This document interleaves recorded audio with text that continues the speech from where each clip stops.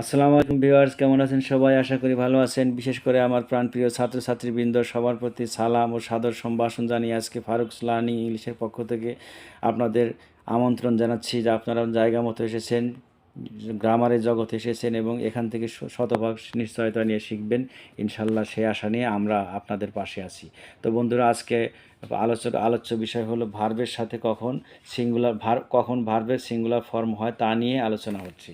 তো বন্ধুরা, আর কথা না, আমরা সূত্রে যাচ্ছি। তার আগে ভিডিওতে নতুন হয়ে থাকে লাইকন চাপুন, লাইক শেয়ার কমেন্ট করে সাবস্ক্রাইব করুন, আমাদের সাথেই থাকুন, জীবনটাকে রাঙিয়ে তুলুন। এখানে কি বলা হলো?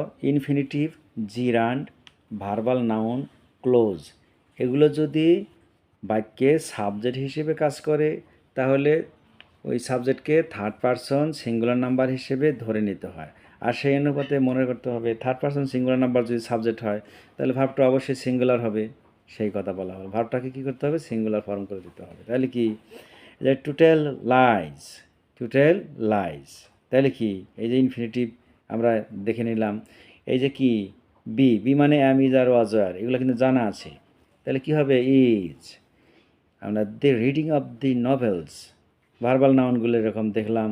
তাহলে ভার্ব বির সাথে কী হবে? সিঙ্গুলার ফর্ম করে দেবো, ইজ। Is interesting. তারপরে দ্যাট এটাতে কিন্তু ক্লোজ শুরু হয়েছে। দ্যাট ইউ ফিনিশড, এই যে পাস্ট ফর্ম করে দেওয়া আছে।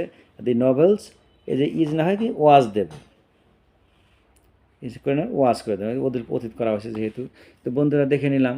তো এগুলো যদি সাবজেক্ট হয় তাহলে সাবজেক্টকে থার্ড পারসন সিঙ্গুলার নাম্বার হিসেবে ধরে নিতে হবে, সেই অনুপাতে ভার্ব সিঙ্গুলার হবে। জি, এই কথা বলা হলো। 2 নম্বর সূত্রে আসি।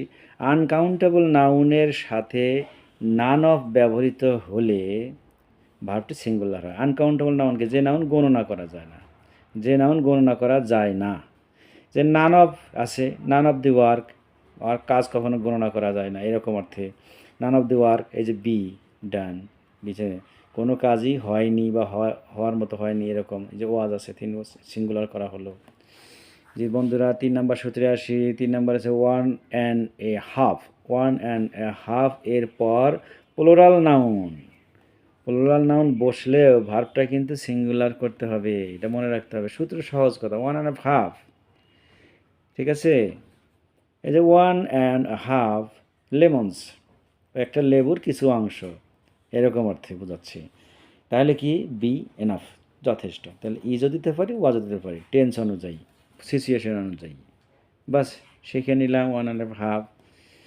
আচ্ছা, 4 নম্বর সূত্রে আসি। গঠনে প্লুরাল, দেখতে প্লুরাল যদি হয়, যদিও দেখতে প্লুরাল, ভার্বটা কিন্তু সিঙ্গুলার হবে। যেমন এই যে দ্য নিউজ, নিউজটা কি দেখতে প্লুরাল, এস মানেই কিন্তু প্লুরাল নয়, সেটা বোঝানো হচ্ছে।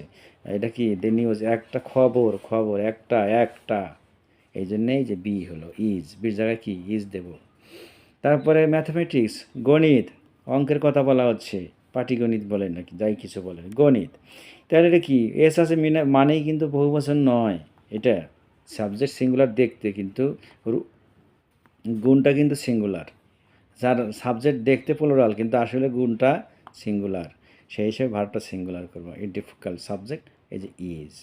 বাহ, চমৎকারভাবে অল্প সময়ের মধ্যে আমরা দেখে নিলাম 4টি সূত্র। আর সামনে নতুন কোনো ভিডিওতে ইনশাল্লাহ দেখা হচ্ছে। সে পর্যন্ত ভালো থাকুন, দোয়া করি, আমার জন্য দোয়া করবেন। সেই পর্যন্ত অপেক্ষায় রইলাম। আসসালামু আলাইকুম।